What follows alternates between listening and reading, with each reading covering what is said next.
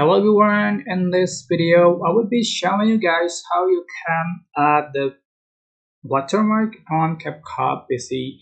So let me show you how. Just going to select your video and you can add the watermark with the sticker, with the tags, or with logos that you have.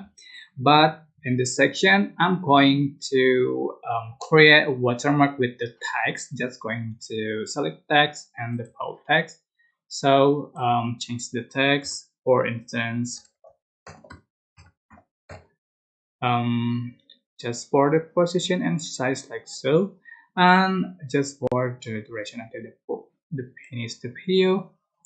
So for looks like a watermark, you can adjust for the opacity in the blend option.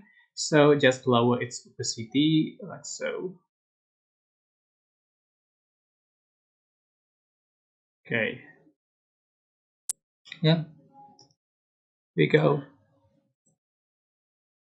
So the text looks like a watermark. So it's very simple, but I hope this tutorial was helpful for you guys. Don't forget to click like, comment, share, and also subscribe to this channel. If you have any question, please leave it in the comment section down below.